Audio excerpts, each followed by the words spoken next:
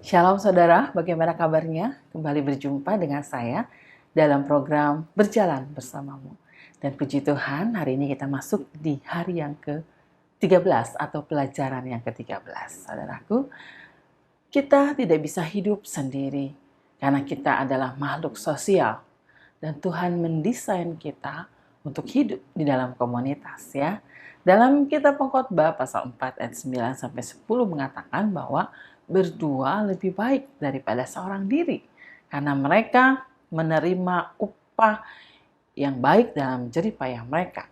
Dan dikatakan karena kalau mereka jatuh, yang seorang mengangkat temannya, tetapi wahai orang yang jatuh tidak mempunyai orang lain untuk mengangkatnya. Ya, saudaraku, di dalam komunitas kita mempraktekkan sikap saling, ya, saling mengasihi, saling melayani, saling mendoakan, saling memperhatikan.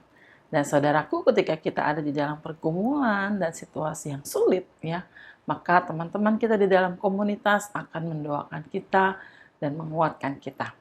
Dan di dalam komunitas, setiap kita belajar untuk bertanggung jawab, untuk hidup sesuai dengan standar firman Tuhan, ya. Sehingga kita akan terus mengalami perubahan-perubahan dan juga kita yang pastinya akan mengalami pertumbuhan iman. Ketika kita mungkin membaca Alkitab seorang diri saja, itu akan sulit untuk kita bisa bertekun dan rutin setiap hari, ya. Tetapi di dalam komunitas, ketika kita bersama-sama membaca Alkitab, mungkin dalam komunitas Ayo Baca Alkitab, ya, maka kita akan lebih mudah dengan rutin membaca Alkitab setiap hari, ya, dimulai mungkin dari 1 pasal, sekarang 5 pasal sehari pun menjadi sesuatu yang tidak sulit karena kita lakukan bersama-sama di dalam komunitas baca Alkitab, saudaraku.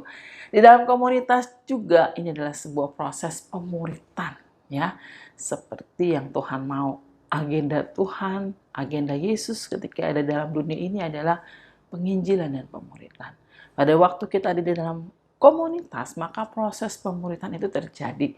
Bagaimana kita bisa belajar firman Tuhan bersama-sama, kita juga bisa belajar dari kehidupan rohani kakak atau orang tua rohani kita bisa belajar juga dari teman-teman kita di dalam komunitas, ya.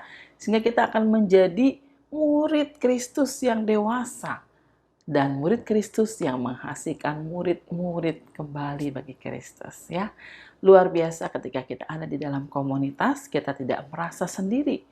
Dan yang pastinya kita akan senantiasa berkemenangan dan Tuhan akan pakai kita untuk menjadi murid-murid Tuhan yang luar biasa, yang menghasilkan banyak murid di akhir zaman. Saudaraku, sudahkah kita mengalami pertumbuhan iman yang luar biasa di dalam kehidupan kita? Sudahkah kita bergabung di dalam komunitas? Mari tetap bertekun dan kita juga akan belajar menjadi pemimpin-pemimpin dalam komunitas dan membuka komunitas-komunitas yang baru untuk kemuliaan Tuhan, ya. Oke, saudaraku, kita akan berjumpa kembali dengan saya dalam pelajaran yang berikutnya. Dan Yesus memberkati setiap kita. Shalom.